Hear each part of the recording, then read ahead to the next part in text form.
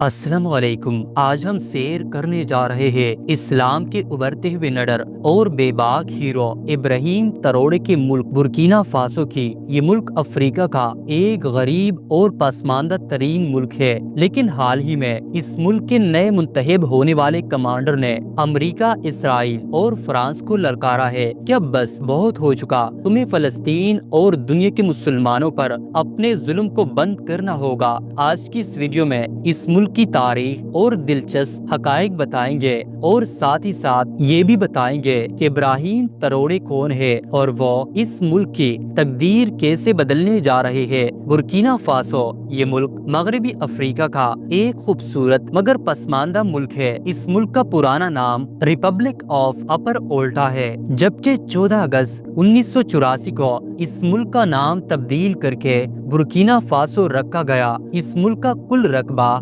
2,74,224 मुरब्बा किलोमीटर है, जो रकबे के लिहाज से दुनिया का 74वां बड़ा मुल्क है। जोग्राफियाई लोकेशन की बात करें तो इस मुल्क के जनूब में माली, जनूब मगरब में नाइजर, शिमाल मशरिक में टोगो और गाना, जबकि जनूब मगरब में आइवरी कोस्ट शामिल है। बुर्किना फासो एक लैंड लॉक कंट्री है, मतलब इसे किसी भी जानिब से समंदर नहीं लगता। इस मुल्क के सिर्फ 0.14% हिस्से पर पानी मौजूद है। इस मुल्क की कुल आबादी 2023 की रिपोर्ट के मुताबिक 2,24,89,126 लोगों पर मुश्तमिल है, जो आबादी के लिहाज से दुनिया के 58 नंबर पर आता है। मजहब की बात करें तो ये एक इस्लामी मुल्क है। इस मुल्क का सबसे बड़ा और सरकारी मजहब इस्लाम है। इस मुल्क में 63.8% मुसलमान, 26.8% मसीही, 9% अनाइम और बाकी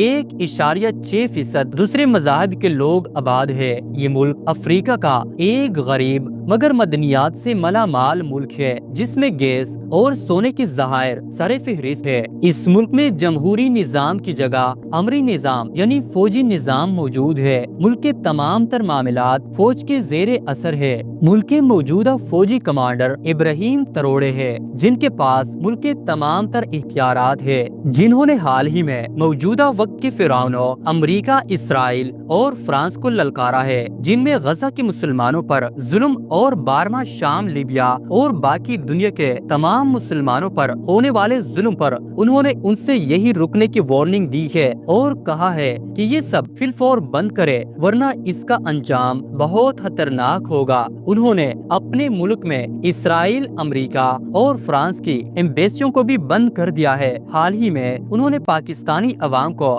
मुहातिब करते हुए बयान दिया था कि वो इमरान खान की परवाह करे और उसे एक नाहक कैद से रिहा करवाए। Peace be upon you. I am Ibrahim, the elected president of Africa, and today I want to deliver a message to every corner of the world. O people of Pakistan, you should be ashamed. Your leader Imran Khan, who is not just the leader of Pakistan, but of the entire Muslim Ummah, is in jail today. Are you sitting silently? Do you not have any pride? Have you forgotten that he fought for you, that he went to jail for you? We in Africa respect him, consider him our brother, and awaken. I will raise my voice at the United Nations.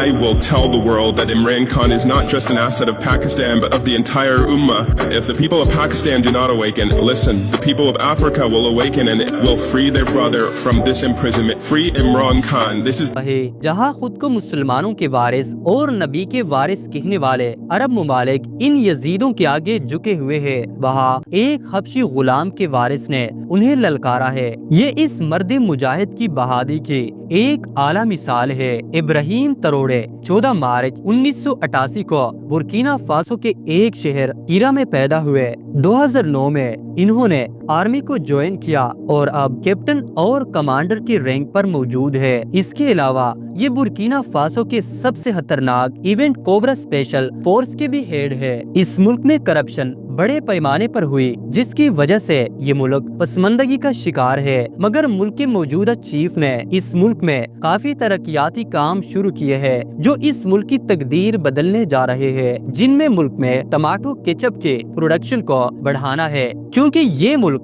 دنیا میں سب سے زیادہ ٹماٹر کی پیداوار کرنے والے ملکوں کی فہرست میں آتا ہے، جو کہ دوسرے ملکوں کو ایکسپورٹ بھی کرتا ہے۔ اس کے علاوہ ملک میں الیکٹرک وہیکلز بھی بنائی جا رہی ہے تاکہ عوام کو سہولیات دی جا سکے۔ یہ وہیکلز اس ملک کی لوکل کمپنی ایٹوا بنا رہی ہے تاکہ ملک کا پیسہ ملک میں ہی رہے۔ کیپٹن ابراہیم نے 2023 میں ایئر بورکینا کا بھی آغاز کیا، جو کہ اس ملک کی اپنی انٹرنیشنل ایئر لائنز ہے، جس کے بعد یہ ملک افریقہ کے ان چند ملکوں میں سے ایک ہے جس کے پاس اپنی ایئر لائنز موجود ہے، جو کہ اس ملک میں ٹورزم کو بہت زیادہ فروغ دے رہی ہے۔ اس کے علاوہ یونیورسٹیز اور ہاسپٹلز بھی ملک میں بنائے جا رہے ہیں، کیونکہ دنیا کا کوئی بھی ملک اس وقت تک ترقی نہیں کر سکتا جب تک اس کا صحت اور تعلیم کا شعبہ بہتر نہ ہو۔ دفاعی طاقت میں بھی تیزی سے بہتری کی جا رہی ہے۔ سال 2024 میں ابراہیم تروڑے نے اپنی دفاعی طاقت میں ترکی کے خطرناک ڈرونز اور ایئر کرافٹ کا اضافہ بھی کیا۔ اس ملک میں سب سے بڑا مسئلہ پانی کی قلت ہے، جس پر سرکاری سطح پر ملک کے ہر کونے میں ٹیوب ویل اور پانی کے پلانٹ لگائے جا رہے ہیں۔ یہ سب کم ابراہیم تروڑے کی مخلصی اور دیانتداری کو ظاہر کرتے ہیں۔ ملک میں نئے روڈز کے جال بچھائے جا رہے ہیں اور سولر پاور پروجیکٹس بھی شروع کیے جا رہے ہیں، جس سے ملک میں بجلی کی پیداوار میں اضافہ کیا جائے۔ ان سب ترقیاتی کاموں کو دیکھتے ہوئے لگ رہا ہے کہ آنے والے کچھ مہینوں یا سالوں میں اس ملک کی تقدیر بدلنے والی ہے۔ ابراہیم تروڑے کا چند روز قبل کیے جانے والا روس کا دورہ کافی تنقید کی زد میں ہے۔ کچھ ملکوں کی جانب سے کہا جا رہا ہے کہ برکینا فاسو اور ابراہیم تروڑے کی مدد روس اور صدر پیوٹن کر رہے ہیں۔ آپ کا کیا خیال ہے؟ کومنٹ سیکشن میں ضرور بتائیے گا۔ اس ملک کی جی ڈی پی $222 بلین ہے، جبکہ یہاں کے لوگوں کی سالانہ آمدنی فی الحال صرف $4,300 ہے۔ ملک میں تعلیم کی شرح صرف 38% ہے، جس میں تیزی سے اضافہ کیا جا رہا ہے۔ ملک کا کالم کوڈ +226 اور انٹرنیٹ ڈومین نام BF ہے۔ اس ملک میں آبادی کی آثار 1300 قبل مسیح سے بھی زیادہ ہے۔ اس ملک میں موجودہ قبائل دنیا کے پرانے ترین قبائل میں سے ایک ہے۔ اس ملک کے 52% لوگ شہروں میں جبکہ 48% لوگ گاؤں میں آباد ہے۔ ملک کا دارالحکومت اور سب سے بڑا شہر اوگا ٹوگو ہے، جو ملک کا اقتصادی اور مالیاتی مرکز بھی ہے۔ اس شہر کا شمار دنیا کے پرانے ترین کیپٹلز میں ہوتا ہے۔ ملک کی سب سے بڑی یونیورسٹی بھی اسی شہر میں موجود ہے، جس کا نام نیشنل یونیورسٹی آف اوگا ٹوگو ہے، اور کیپٹن ابراہیم نے بھی اپنی تعلیم یہیں سے مکمل کی ہے، جو آج مسلم امہ کے ایک ابھرتے ہوئے مجاہد ہے۔ لیکن افسوس کی بات یہ ہے کہ جب بھی تاریخ میں کسی لیڈر نے مسلمانوں کے لیے آواز اٹھائی، اس کا حال بہت بھیانک ہوا، جیسا صدام حسین کے ساتھ ہوا۔ ہماری دعا ہے کہ اللہ پاک انہیں اپنے حفظ و امان میں رکھے، تاکہ یہ ہمیشہ یزیدوں اور فرعونوں کی آنکھ میں آنکھ ڈال کر ظلم کے خلاف بات کر سکے۔ دوستو،